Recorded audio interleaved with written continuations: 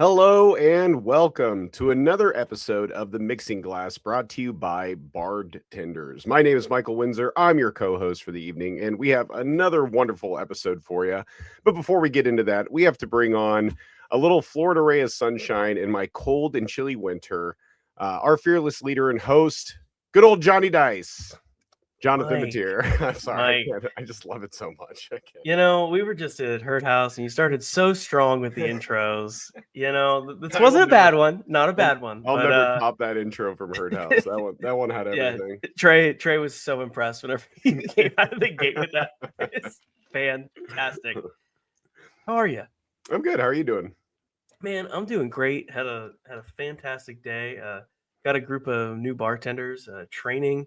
Got to do a little alcohol 101. Got to teach a little bit today, do some spirit tasting. So it's always a good time for me. Flex your knowledge a little bit. I like it. Show the young bucks how to do things. Yeah, but it's fun getting people excited about what I'm excited about. You know, it is a good thing. It's one of the reasons we do this too. So it makes me happy. That's heartwarming. I love that. I'm happy for you. Thanks, Mike. But hey, you know what? We're not here to talk about booze tonight, although it'd probably be a good time. I heard we're going to lean into the nerdier side of things. Oh, you know what? I love it when we get to lean into the nerdier side of things. And yes, tonight we're going to be speaking with Gayle Taylor. And Gayle is a Jacksonville-based community builder, event producer, cosplayer, and creative strategist with a deep love for the nerd culture and the people who make it thrive.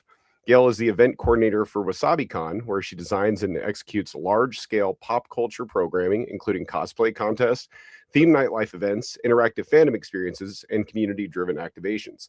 She also serves as the anime coordinator for FanExpo for their conventions across the country, including Canada. Beyond conventions, Gayle is the founder of Babes, Games, and Geeks that began in 2018. Babes, Games, and Geeks is a woman-forward nerd collective that brings people together through book clubs, tabletop gaming, cosplay, fitness, and social events across Jacksonville, including clubs like Duval Dice and Dungeons, Books, Babes of Jax, the Inkwell, and their cosplay club. Her work sits at the intersection of fandom, creativity, and real-world connection, building spaces that are inclusive, hype, and genuinely welcoming. By day, Gayle is a neurosurgery nurse and nurse practitioner student. Everything she does centers around creating experiences that make people feel seen, excited, and part of something bigger. Please welcome to the show, Gayle Taylor. Thank you. Hey, how you doing? Good. I'm super excited to be here. I've been looking forward to this, so I'm very excited. Us too. It's been like a couple months in the works. We're kind of excited to nerd out and to talk about stuff here in Jacksonville, which we don't get to do all the time. So it's gonna be pretty great. Yeah, I'm excited. But before we get too far into it, we want to do something called Roll for Initiative. I know you've got a 20-sided die over there, so let me know what number you roll. Okay. You have to talk about this. You have to talk about this die. It's pretty incredible. This is a jumbo die that was made here locally, and it sits on a light, so we can display it at our Babes, Games, and Geeks boothing tables, so that people know that we do play D&D. So when it's not at a booth, it is serving as a wonderful paperweight on my desk. So I did lay down a towel, so you guys don't hear a clunk. So no, we like clunks. We like the math rocks. All right, I did a gentle roll and it landed on 10. 10? Right down the middle. 10. Okay. Gayle, what is your biggest pet peeve? Ooh, my biggest pet peeve? Ooh, that's a pet peeve. Mine would have to be, I don't know, man. What really bothers me? All right, we'll give you a minute, Mike. What's really getting under your skin right now? Airbnb guests. Yeah.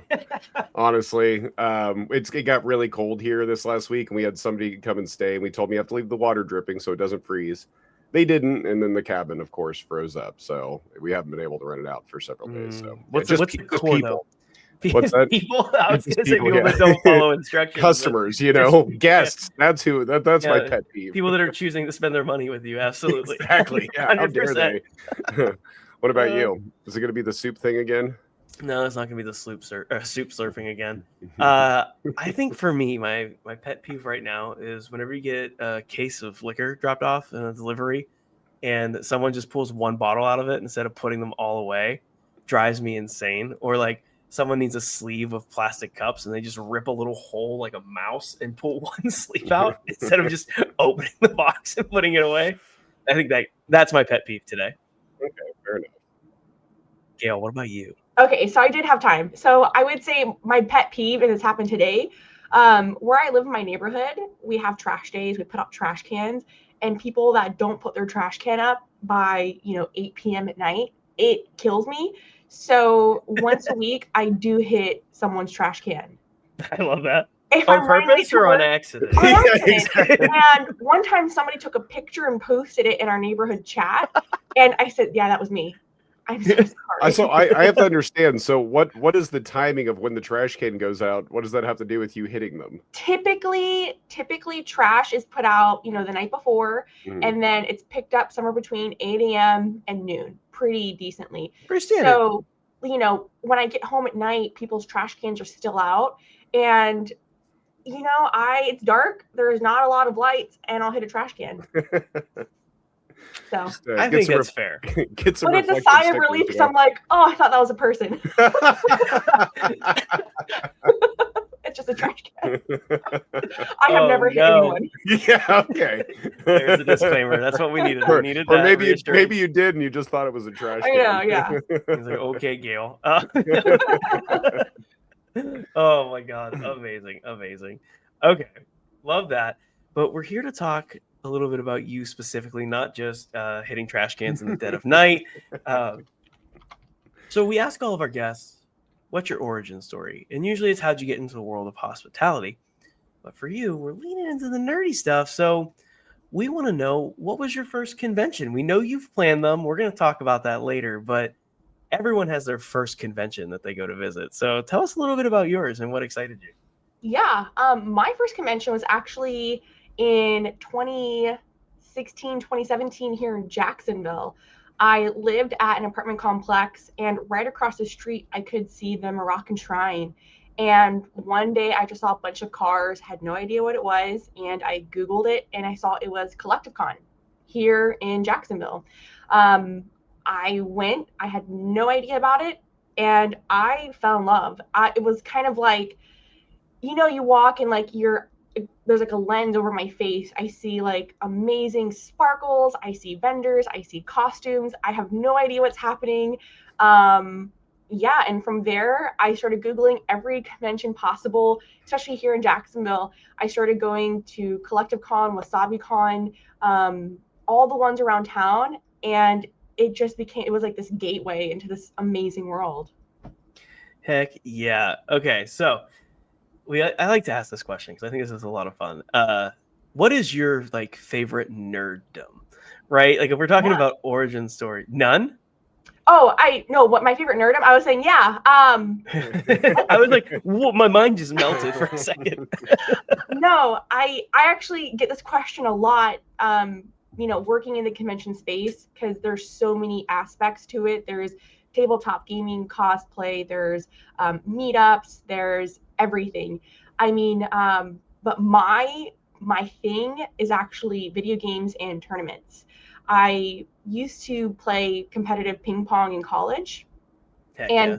Between sets of waiting, it was at the UNF campus, and it's in the game room.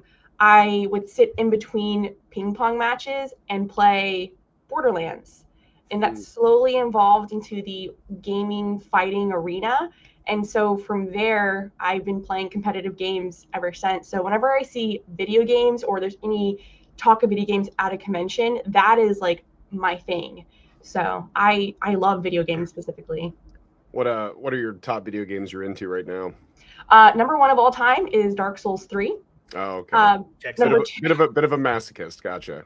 Yeah, number 2 is Dark Souls 1. Number 3 is Elden Ring.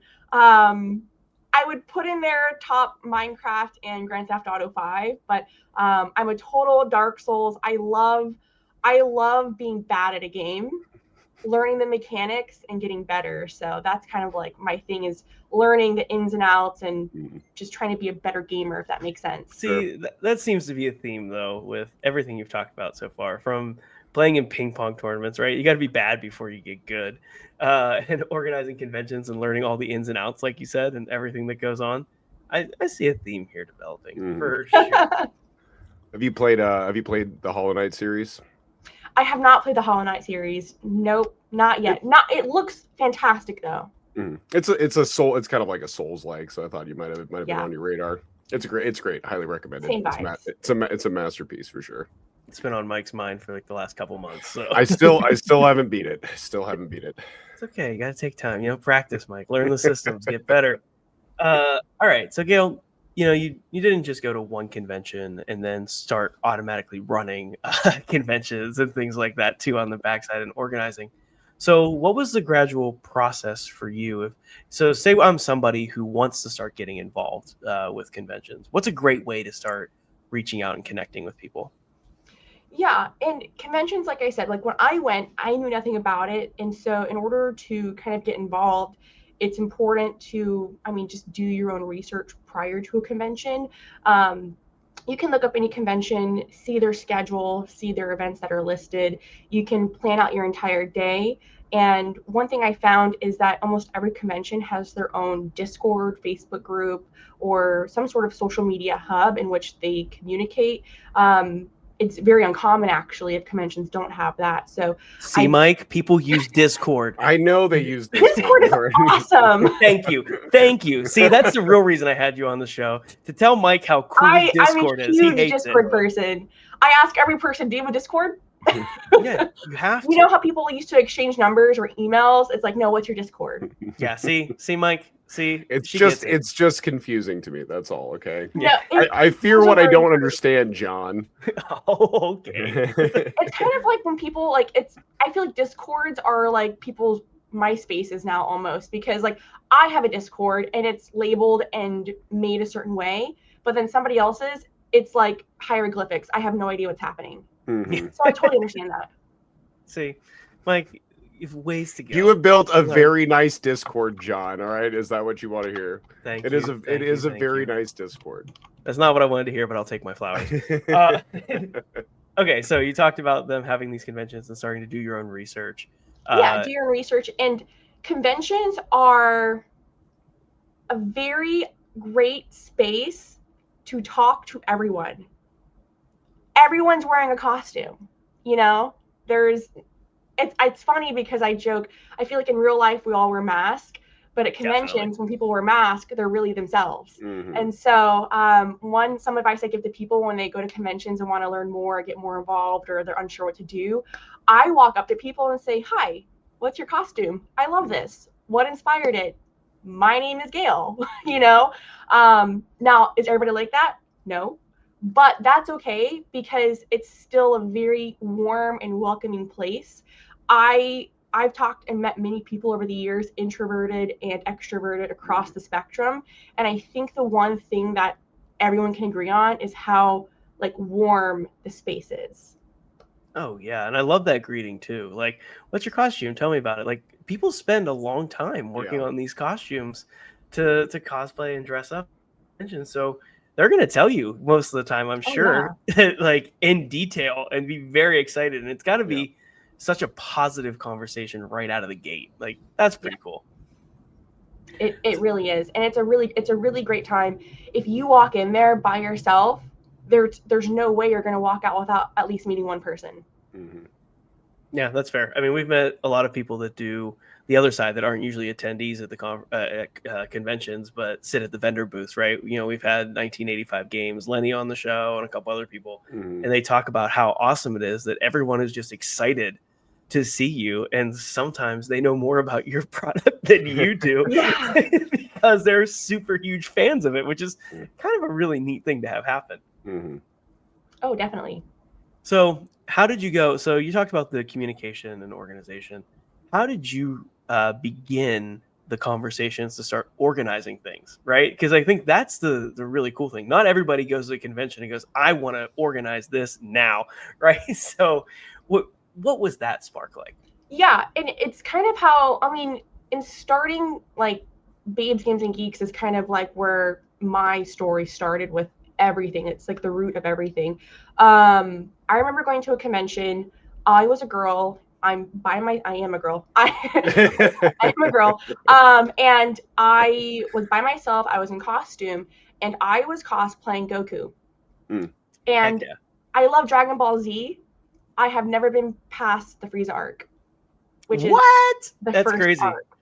First See, 100 I'm rewatching it right now, and I'm already in the Cell Saga. So and it's one of those things where like I still love Dragon Ball, and I could tell you about all the characters, even arcs I haven't watched, because I've learned the characters over the years. I went to a meetup, and I was the only girl. There was about 10 guys, and all of them at some point during this meetup started coming up to me and questioning me and saying, "Why are you Goku? What do you know about Goku? What do you know about this?" Of course, What do yeah, you... of And course. it was like an interrogation, and I didn't know, Wow. like they were in character, but I just kind of withdrew into myself, which is not normal for me. I remember leaving that convention and thinking that was a con that was kind of, I didn't make any friends, I didn't meet anybody new, nothing really happened, and I hated that feeling. I have this weird thing where if something gets me down, then all of a sudden a new fire starts. And so I kind of saw this gap between nerd culture and safe space, male and female. And I just wanted something that could kind of represent everything at once, so that I never met a person that ever feel like that. And so I wanted to create this community in Jacksonville, because I couldn't find one in Jacksonville. And there, again, there's clubs, there's communities, all of that, but I couldn't find one that kind of made me feel warm and safe and have a connection with other people that was genuine. So I just wanted to create that kind of space. And so that's kind of how everything started. So what I did is I was on social media. I was kind of looking for people with similar interests through Instagram, Facebook, through other groups. And through different avenues, I found 4 or 5 other girls. And I said, "Hi, my name's Sydney, and I noticed that you like this. Do you want to be friends?" And so from there, 4 strangers, 5 of us got together and just created this group, and it's just flourished and blossomed over the past few years. That's very cool. That's so genuine, because I think because what year was this? Oh, that was, I said 4 or 5 years. That was 2018. Yeah. Yeah. I think it's such a, I know that was only 8 years ago, but that's such a different time for social media interaction. Things have shifted so much, and I even feel like it was much easier to reach out to people even in 2018 than it is now, as sliding in the DMs and saying hello within groups. So I think it's so great that you were able to connect with people and create something just by genuine human connection. That doesn't happen all the time, that people do that. I feel like there's a lot of fandoms that are very isolating. You have your anime fandoms, you do have your specific, tabletop fandoms, but I wanted something that kind of encompassed all of it. And, this is something in which I couldn't just put online, but I had to tell people over the years, face to face, to people, so they could look into my eyes and understand, no, we can talk about all of this. I want to learn about your board gaming. I want to learn about this. And then over time, we've just all remained friends, and it's grown from there. That's so great. All right, so I'm assuming this is Babes, Games, and Geeks, the 5 of you that came together to create the organization. Yeah, that's what it turned into. So it went through a lot of different names. What were some of the early pitches? Yeah, come on. The early ones. Oh gosh, the Nerd Herd. Nerd Herd. That was the first. That was one of the first ones. And Mike, write that down. Let's bring that back, because chefs all say herd. So the Nerd Herd. Okay. So this is kind of odd, but I also wanted to focus on a group that brought together a woman-centered safe space. And so it's actually funny. I actually talked to different marketing specialists, and they said the Nerd Herd sounded really masculine. And I was like, oh no. So we went through trial and error. And so Babes, Games, and Geeks was actually, we voted when we had our first 100 members on this name. So that's it's pretty cool. Yeah, it's a woman forward group. Or is there room for male participation, or is it? Oh yeah. Definitely. And when I say women forward, I don't mean to say it's women only or anything like that, and men can't join, but something in which I personally, and this is just me, and I'm growing and learning, as I continue on. Growing up, everything felt like it was a lot of guys. You know, I love Pokemon, and I could never find another girl that liked Pokemon. And so when I say woman safe, I mean for those that growing up didn't have that, and they can feel welcome to come into it. Yeah, no, I think that's really important. Yeah, there's in the story of the, tell me what you know about Goku. It's like the trope of a girl wearing a band T-shirt, and they're like, name 5 songs of that band. Because you're a girl, so you can't actually like this. Yeah, name the first 151 Pokemon. Yeah, exactly. Yeah, I can't. In order or alphabetically? They've made fun of my love for Pokemon in the past, but it's that point. It's the actually argument, right? Like what Dropout does with some of their comedy sketches and some of their shows, where it's the only thing that nerds are more passionate about in their lives is their fandom, where they want to correct each other and one up each other constantly and talk about it. Constantly. So you go, actually, and you have to state these facts. Yeah, exactly. You keep stating facts and like going down these rabbit holes together. But it makes sense that like, I only speak from a male's perspective, but I do remember a bunch of my friends in elementary school ganging up on the one person that likes Pokemon cards, or loves Digimon cards. You remember them ganging up on you. That's what it was me. Just say it with your chest. Yeah, I was bullied. That's right. And I think that's something that everyone, regardless of gender, age, whatever, it's just something that happens in our lives in which we like something, and there's always someone out there that doesn't like it back. But once you're able to find a community in which you can share that interest, it's a beautiful thing. Yeah, I think so too. So in that mindset, how do you continue to keep creating safe spaces for people that want to get involved with your community? What are some of those checks and balances? What are some ways that you make sure it stays safe for people that are looking for communities?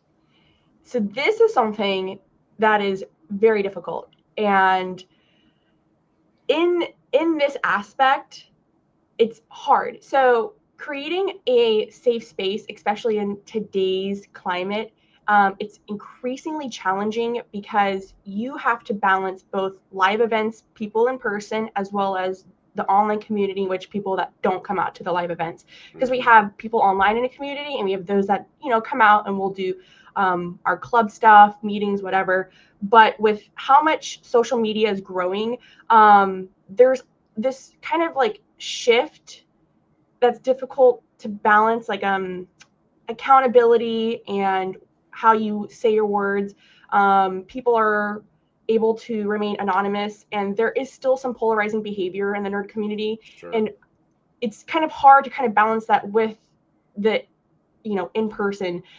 So ensuring this from the top, like my perspective, I have to continuously ensure everyone's emotionally regulated, feels protected and respected from all sides. To some, I might be setting a clear boundary, but they're taking that as a very direct issue or miscommunication, while others, are reading it a different way. So when I put stuff online, everyone reads it in 100 different tones. And so kind of creating this space, it is difficult. I have people that also run online, and they're kind of like admins for all the groups and clubs. And I have to go through a very long introduction to them and tell them, you're going to get burnt out. You have to, run. If you are going to be the head or maintain the head of a safe space, that doesn't mean it's your safe space anymore, because you have to ensure that the collective is happy. That doesn't make sense. I'm so sorry. I'm trying to describe it in a way. It's very difficult.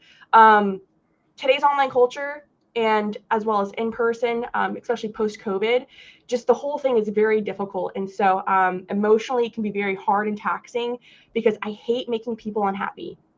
And of course, when you're setting standards in groups or communities, like I said, not everyone's going to love it. And so you have to be able, prior to making a decision or a statement, accept the fact that you're going to have people unhappy. And it makes sense. It's like anything, right? Like, it's like you said, you have to realize it's not your safe space anymore. It's like stepping into management with any job, right? All of a sudden, there's that weird grayness where it's like, well, these used to be my friends that I hung out with all the time.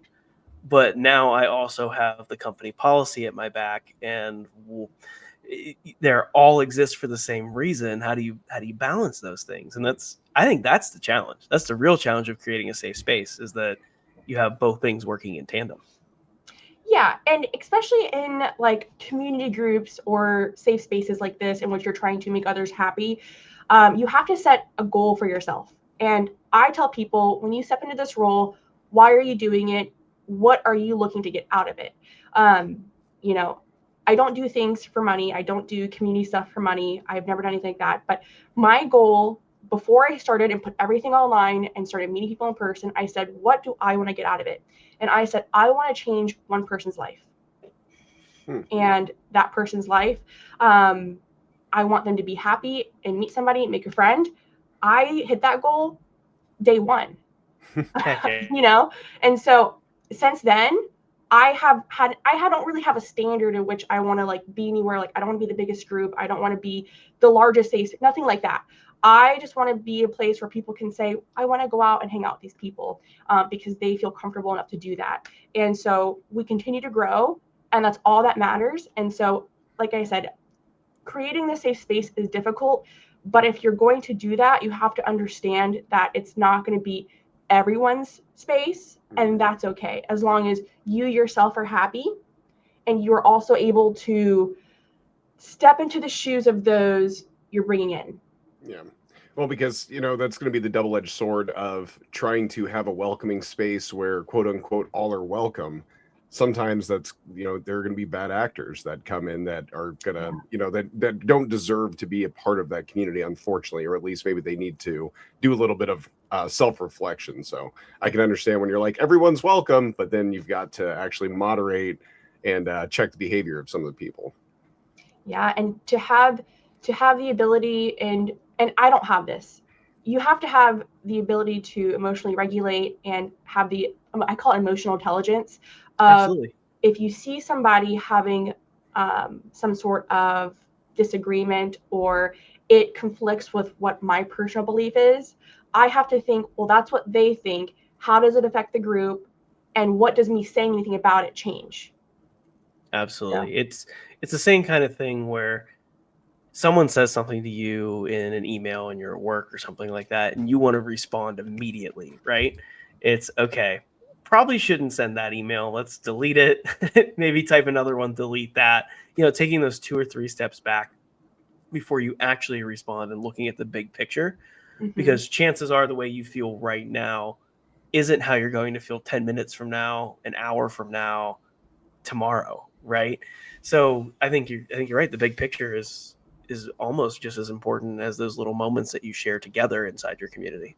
Definitely. As long as, like, when I was creating this space, and I tell others this too, when they want to create their own club, I say, what is your goal? What is your purpose? And if you do kind of face those challenges, you have to think, how does that affect my purpose? And most of the time it doesn't. Almost always. Yeah, it doesn't. So if somebody's unhappy with the way somebody's talked to them, or maybe they just had a bad night, it still doesn't affect you affecting and creating a community overall. You take it with a grain of salt. You know, how could you improve going forward? Is it something that you can improve? Is it something that you can discuss with that person? Or, you know, that person is an individual. Sometimes you can't do anything about it, and you have to accept it. Yeah. And I think another big thing here is like self-accountability too, is, you know, as a leader in a safe space, you have to be willing to accept that you're not always going to be right, you know, and that it's okay to say, hey, you know what, I'm sorry, I messed up, you know, like we're all human too. And I think a lot of people miss that mark in creating any organization. Definitely. And I've had that happen, in which in some of our clubs, you know, the collective group of us that are overseeing things, they have all disagreed with me. And I remember going to bed and I thought to myself, why do they disagree with me? And then I kind of try to look at it from all angles and realize I am in the wrong. And then being able to take a step back, admit fault, admit, you know, I didn't understand this at the time. It's huge. And everybody needs to have that ability in order to, you know, again, create a community or safe space, because it's not about yourself anymore. It's about the whole. Yeah, and at the same time too, though, when you have a community that genuinely cares, being able to have those interactions where you can self-reflect, that can help you grow as a person too. It's So fantastic. yeah. I mean, it's not always fun working through that sometimes, but No. it is overall it's for the betterment of everybody, including Absolutely. It's growth, right? That's the only way forward. I mean, I've said this a million times on the show. Communication is free. It costs nothing, right? Especially when we can always communicate now almost instantaneously with people. Yeah, like on Discord. Like on Discord, absolutely, Yeah. Mike's favorite. But you know, it doesn't cost anything to talk with somebody and hash things out and figure out and learn from them. I mean, Mike loves having conversations that are super in depth and like very intellectual and getting to the root of who they are and what they stand for. And that's a rare gift that I think a lot of people don't have. And so, you know, if you don't have communication, then what are we doing? Sometimes it's a curse, as you well know. So it also depends how many beers you've had. I would say though is like whenever we have had, you know, in all the clubs and the groups in which, you know, have come about throughout the years, the biggest thing I ask of everyone is if there is some sort of disagreement or something that we need to resolve, we always bring it up face to face. We do not argue. We do not disagree. I mean, we can disagree, but we don't hash it out over text because there's no tone. And so I think you're so having human connection, because if we have a disagreement and the way you say it to me face to face could be way different than I'm interpreting it online. Oh, and so we do, that's a huge thing. We get on Zoom or we save it until we see each other in person. And I think that is what has kept everything afloat and strong since 2018. Oh my God, yeah. I mean, I use email more than most people, I feel like, these days. But the amount of people that it happens with text messages too, but the amount of people that don't respond even using the same formatting or the same writing, like you're speaking two different languages when you're communicating. So there's no way to identify it's tone more than two languages, because it's the language you're speaking, what they're speaking, and then how you're interpreting it and how they're interpreting it. That's what I mean. John and I had a whole conversation the other day about what "ha" can mean in a text, and there's it's like hieroglyphics at certain points. You know what I mean? You're like, I'm not sure if he's mad at me or not. Yeah, exactly. I think that's a really good way to handle those situations, because in my own life, I have with other business partners, not John, but that has happened where we have had to discuss something in the text and we both misinterpreted it, and it just spiraled, and then it's hard to come back from that after you're actually upset with one another. Yeah. All right, so you've created this amazing safe space with Babes, Games, and Geeks. What was the first time, or when was the first time you took them to a convention, and when did the worlds kind of collide together for you? Yeah, so the first time I took it to a convention was, I want to say in 2019 or 2020, just when we were still kind of like a baby group, and we were getting along, slowly and growing. I actually got a message from the owner of WasabiCon, and he said, "Hey, I see you have this group. I'd like to learn more about it." And I said, "Really, me?" And so, I was like, WasabiCon, I love WasabiCon. It's one of the conventions I've been going to. It was one of my first, that sort of thing. And, I never thought it would ever leave the scope of Rec Room over in Riverside or, the online community. And so I met up with him, and we were discussing what community means, because WasabiCon actually started as a club back in 2001 in Orlando as a club called Wasabi Anime. Very, very similar concept of bringing people together on a campus, sharing interest. And so we were kind of having this discussion back and forth, and he told me, he was like, "I'd love for you guys to come to the convention." And I was like, "Really? Like, what are we going to do? Like, we don't sell anything. We're not in business." And we went to WasabiCon 2019, 2020. And that is when we started booming. We met a ton of people face to face. They were like, "What are you?" And we're like, "We're a local club, kind of. We do some hangouts. We play D&D. We read books." So yeah, that was kind of like where it shifted. And then I realized, I'm like, our group could do so much more. and seeing all these people I've never met before kind of get interested, going from 0 to 4,000 people online, and then our in-person events. I mean, we have, you know, between 35 and 50 people come to events, you know, for D&D book club and so on. It's just continuing. And so that was the first time we went to a convention, and I really saw the potential in what we're doing. And so, yeah, that's what we've done. And every year since, we've been a featured community talent booth there. Awesome. And then we also do other local events at local businesses almost every month. Yeah, when nerds find out that there are other people that are really into the same stuff that they're into, I mean, you can create a lifelong bond right there on the spot from that. And it's so nice too, because we talked about this on the show multiple times, but it really does feel like we've lost community as society has evolved and technology has gotten out there. Our communities have shifted. You know, we used to be so much more tight knit just as people. So creating those spaces where it's not just going out to the bar and drinking is really, really awesome. Yeah. And you know what else I love? What? I love that as our generation and, you know, younger generations and even some above us too, we get our hands on real adult money. Yeah. The things that we, the things that we were. Don't look at my background with my adult money. No, trust me, I get it. And you don't even have to be a nerd of video games. You could be a bourbon nerd because they're the exact same thing. You could be a tequila nerd. Like all of those things exist. So the intersection's there. But as soon as you get your hands on adult money and there's no one to tell you, like, hey, you probably shouldn't spend that, and you can actually invest in things that you were really excited about as a kid, but kind of maybe lost along the way, you know, in your late teens, early 20s, and it comes back. What a cool thing that happens in people's lives. It's like an awakening. It's also like you're making friends via passion. And I feel like, you know, you're at work, and it's a proximity thing, you know. Work is trauma bonding, not passion bonding. Trauma bonding, it's proximity, and then you're like, "Is my coworker cute?" No, I'm just kidding. But it's one of those things you just work with them too often. Yeah, you see them every day. But nerds and passion are different, because I have now known, like Mark that you had on the show. I have known Mark since 2018, 2019, solely because of D&D. We don't work together. We don't have any similar like social circles, like we don't live near each other, but just because of D&D, we are friends. And I love and adore Mark.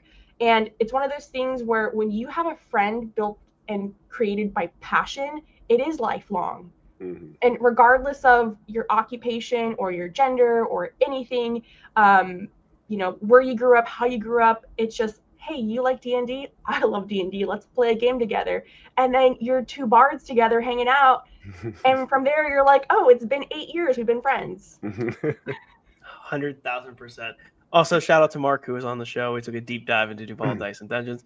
Just what an awesome, genuinely nice human who cares about his community and loves gaming. If you haven't listened to that episode, go over and check it out too, because we dive into some Jacksonville things too. But yeah, passion awesome is truly the like fire of the soul. God, I love that. Okay, so the person who's organizing WasabiCon, they reach out to you to start doing more things. So as someone who organizes, you know, on the alcohol side of events and things like that, I'm really curious to see, how did that role evolve for you? What did you start taking on? You know, what were some of those steps? Because it's really fascinating to watch these conventions grow. Yes. So like I said, WasabiCon was a convention I went to. I was going to it back when it was still at, I think, the Lexington, the hotel on the river. And, you know, it was a small con. And then it jumped over the Prime Osborne, and it is now the largest 3-day pop culture event in North Florida. You know, that's crazy. 3 days, like that's 3 whole days. Huge, insane, start to finish of the day. You know, and I go to a lot of conventions, and WasabiCon has grown into this massive, amazing event. And so, like I said, I started as running the community group, not knowing this. You know, getting to know the owner, because he was like, I love this. I believe in this. How can I support this? And from there, we communicated, and he said, you know, you're good at this. And I was like, thanks. You know, it's not my day job. I just really like making new friends. And so slowly but surely, he actually started taking me to other conventions, FanExpo specifically. He is the North American expert on all things anime. He works with, emissaries from Japan, the Miami consulate, and all over the world to be the expert in anime in North America. And so he brought me to conventions and he brought me along. I started kind of as this coordinator / moderator, and he trained me to work in this industry. It is a crazy industry. You just swan dive right in, and I think it's very sink or swim. It's a lot because you have to shift from being an attendee to having more of the business coworker mindset. So learning all this behind the scenes, it's evolved over the past 4 to 5 years. And then he brought me on, to WasabiCon, and I've transitioned from being an MC moderator into this event coordinator role, and it's been amazing.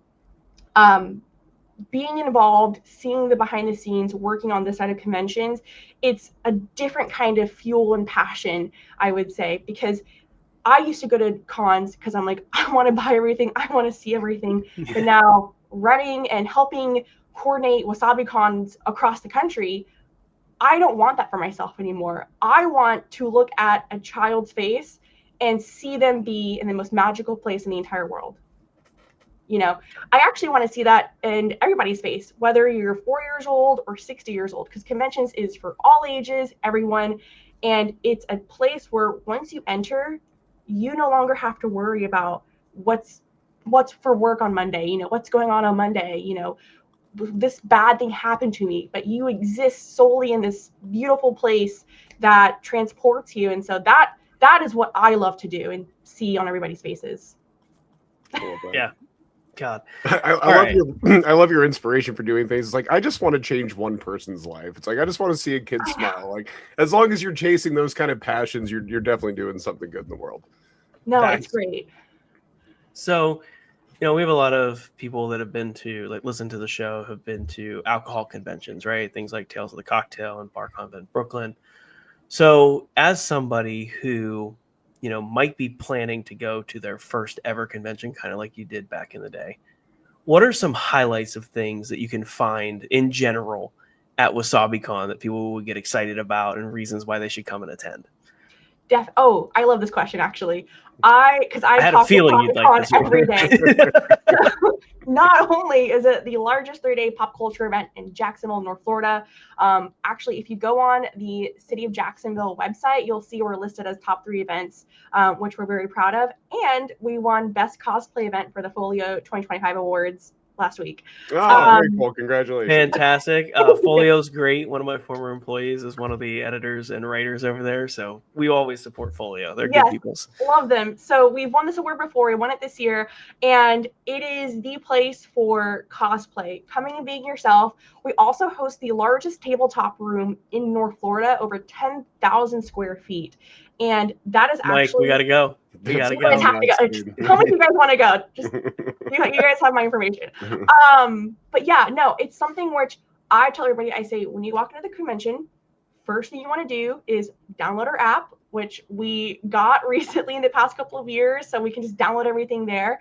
And I say, first things first, go to the tabletop room, because you have scheduled games and you have open gaming. Mark is there, and you can find something. And even if you're not a tabletop gamer, it's super interactive. Lots of big companies come and set up these life-size saloons. They set up these really cool interactive, features in which, I think Mark actually was a mage last year, and he dressed up. So again, you're just transported somewhere. I think I saw those photos. They look great. Even if you're not a gamer, it's great. And so from there, you kind of make your way through the convention. We have a huge main events. We have live performers. We brought up the Florida Budokan, which is a Japanese school that specializes in archery and other Japanese weaponry. Oh, wow. That's pretty cool. They perform all weekend. And we have over 300 booths, artists and vendors, which you can shop all day. It's insane. So you'll probably leave with no money, but you'll have. What is the Stephen Fry Futurama? Take my money. Yeah, shut up and take my money. Take my money. So all of that. There's something for everyone at every single age at WasabiCon, truly. And I mean that from the bottom of my heart. I wouldn't, put out there and say, come to this convention. But truly, it's a community-driven convention that's grown, and it's shown throughout the years. No, you can tell by your excitement that you mean it.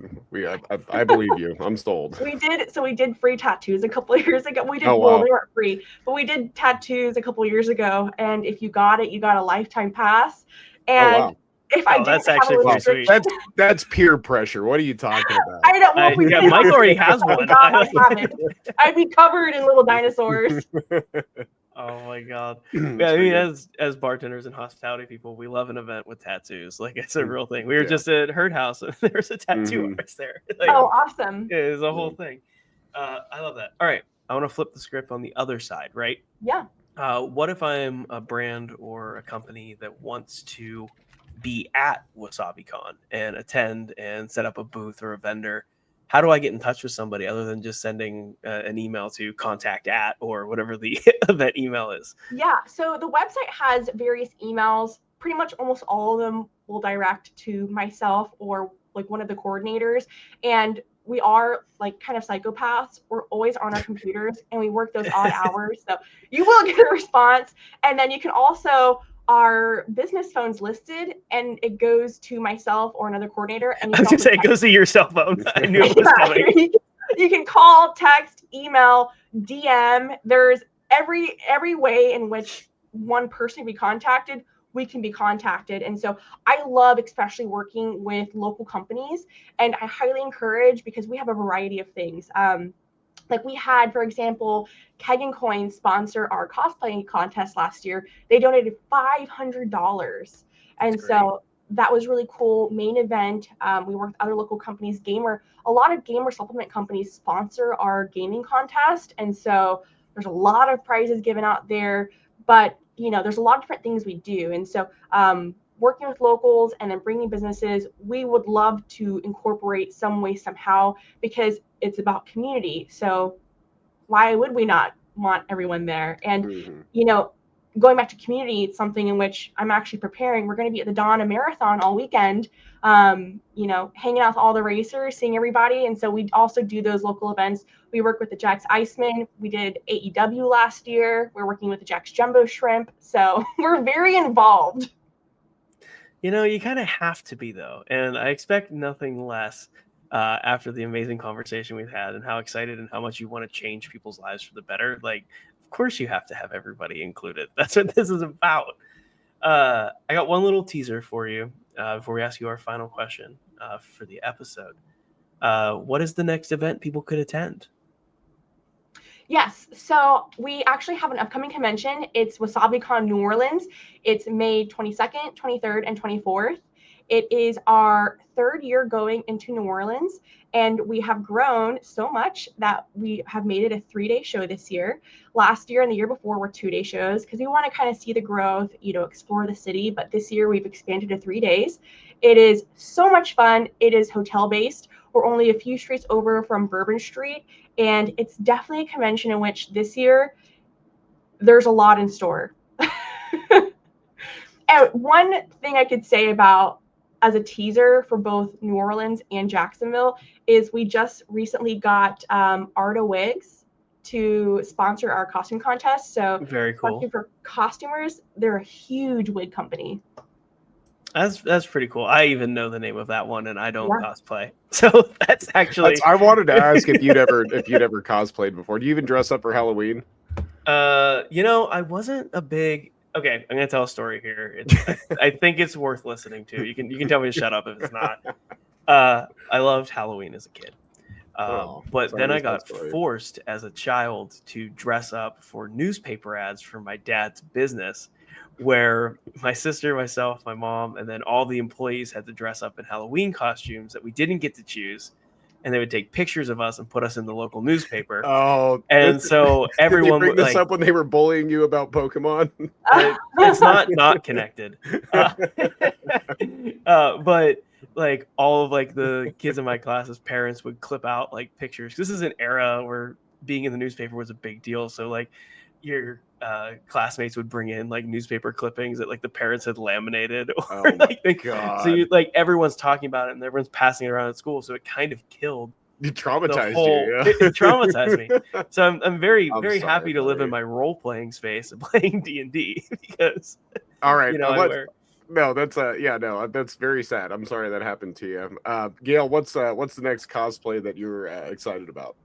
Yeah.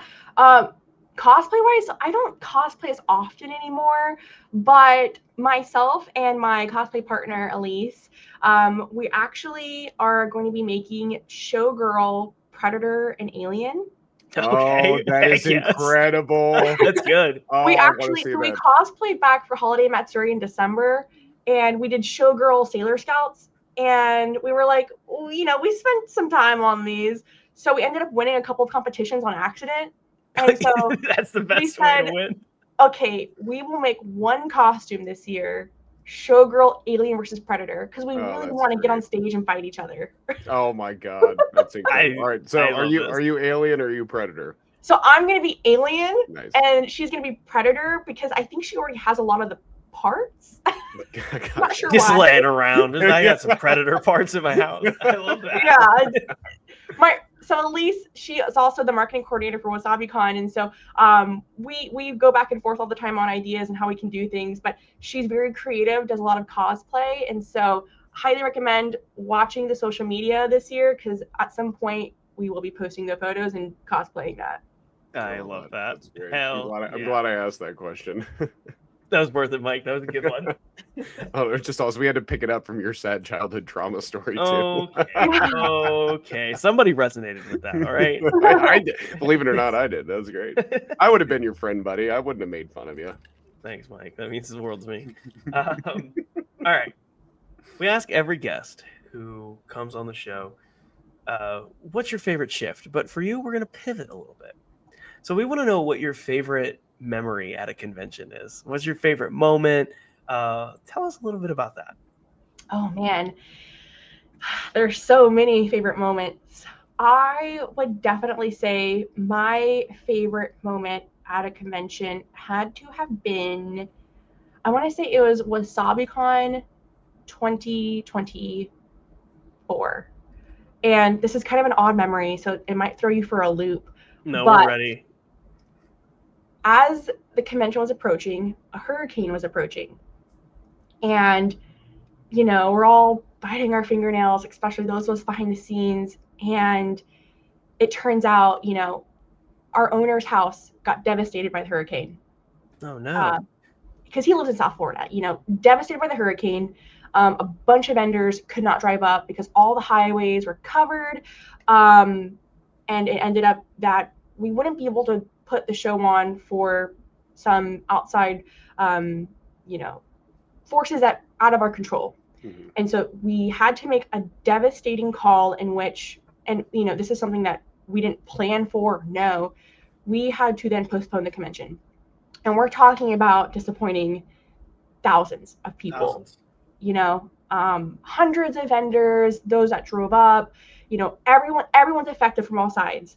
And it was devastating. I remember I was sad, but I understood why it had to happen. And, I had to be thankful my house was okay. I am alive. Those that I love were okay, because my family's all over Florida, North Carolina, all of that. And the reason why this is my favorite memory is because I remember sitting in the room in which our very, very small team, our team was consisted, I think, of 4 people total that run this convention. It's, we're not this big business. We are 4 humans, and this was the absolute worst thing to ever happen, that we could not control. But I remember sitting there and looking around the room. We said, what do we do? And the only ideas that all of us had were, how can we do better? How can we make sure, we put on a good show still? And there was nothing in that room except determination. No one was crying. I mean, again, devastated, but there weren't tears. There was no shutting down. It was nothing but communication, positivity, determination. And I love being able to sit there, remember that moment, and think, these are 4 other people that, I have not known for years. I have known them for a very short time in my life, and they have the same drive, passion, and love for this community that I do. And I have never been more thankful, and I've never loved people more. And that moment, since that moment, it's been nothing but, the worst can happen, but we just keep going. And so WasabiCon 2024 got postponed 6 weeks later. The show went on, and it was still amazing. And while a lot of people still couldn't make it, there were still a lot of upset fans, which is totally understandable. The drive, the love, and the passion behind the scenes, that is truly that is my Calcifer from Howl's Moving Castle, I got it. So that's my favorite memory. I love that. And the reason we ask this question is, typically to connect bartenders and hospitality people, because it doesn't matter where you are, there are common stories that can bring us together. But it doesn't always have to be hospitality related. Coming through adversity, rising to the challenge, getting through things with people that are in the trenches with you, fighting the good fight, making things happen, making people feel good is something that a lot of us can aspire to experience if we haven't already. So I kind of love that. That's an uplifting story to show that you can do great things. And you had 6 weeks to plan something new and even bigger. Sometimes I would kill for 6 more weeks to do something bigger or better. No. Yeah, your planning was just gone. So we started at ground zero, but it was difficult, but my God, it was so worth it. Hell yeah. Gayle, thank you so much for coming on the show, sharing your story, sharing what you're doing for this amazing community. Speaking of communities, I feel like you probably have a significant amount of shout outs and people that you want to connect all of our listeners to. So I'm going to throw it over to you first. Where can people find you? Totally. My personal Instagram is Queen of Eats. That was my gamer tag for many, many years. Queen of Eats. Because I'd grab people off games and eat them. And that was my thing. And so there's my personal Instagram, but primarily I operate off Babes, Games, and Geeks Jax. That is the other main social media, as well as Facebook and Instagram for our groups. We do have branched off clubs, Duval Dice and Dungeons, Book Babes of Jax, as well as we do have on Facebook, it's a club, the Inkwell. So that's a writing club. And we do have our cosplay club that just started in the past year, Babes, Games, and Geeks Cosplay.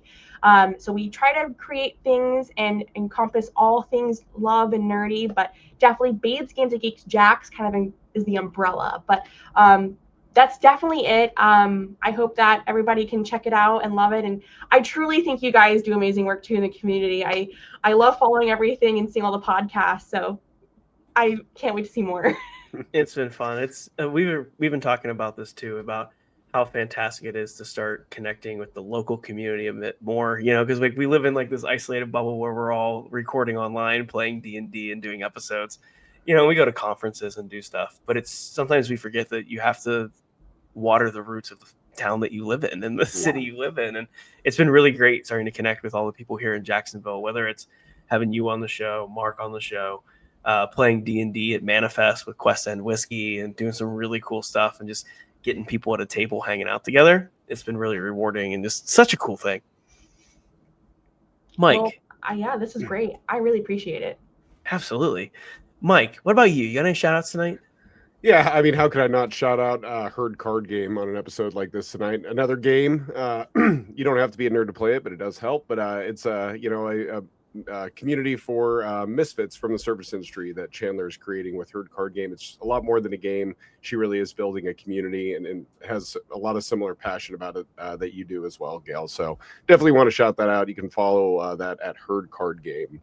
Yeah, Cards Against Humanity for hospitality misfits. There's nothing better than screaming in the walk-in or the blender's always broken. And we've got a Bardtenders expansion pack in there too. We do. Mike, I have some shout outs tonight. Do you? You sure? We do. Yeah, I'm pretty sure. I think we got everybody. I think we're missing my favorite podcast. Have you heard about it? You're right. My bad. Yeah, it's called Bardtenders, and you're probably listening to right. it or watching it right. right now. Yep, there's the cheesy plug. You can check us out on social media at Bardtenders. Head to our website, www.bardtender.com, for amazing resources for mental health and wellness, on-the-job education. A lot of our videos are up there, episodes are up there. Bards in our hospitality community, they're doing cool stuff, whether it's bedazzled lighters or pottery or creating amazing music. They're all former hospitality peoples or current hospitality. So check out their cool stuff. Yeah. And join our Discord. Discord, you can not talk to Mike because he'll never respond. I will. I do pretty respond. promptly. I No, respond. it's cool. Sometimes. Mike doesn't. He'll leave you on red forever. But if you're not joining the Discord, you can also connect with us at contact@bardtender.com or slide into our DMs. We love doing cool stuff with cool people, and we want to do cool stuff with you. So never hesitate to reach out. And Mike, last but certainly not least, I heard that we love 5-star reviews. There it is. You got there. My line is 5 stars only, though. Oh, well, I changed it on you. Look at that. Yes, we do. 5 We stars do. only. We love 5-star reviews, 5 stars only. That's right. And if you go on to any of our podcasting platforms and roast us, just absolutely roast us, tell us how you really feel. But what's the catch, Mike? You got to leave us 5 stars. Leave us your worst 5-star review. Leave us your worst 5-star review, and we will read your review in an episode and just really let us have it. It's been a blast. We've had a couple in the past. They are relentless, and I love it. Oh, Gayle, thank you so much for hanging out with us. Truly a pleasure. What an amazing time, and I can't wait to see what you guys do next. Thank you, guys. Yeah, thanks for joining us. This was a blast. Heck yeah, let's clock out. Let's get out of here. Let's do it.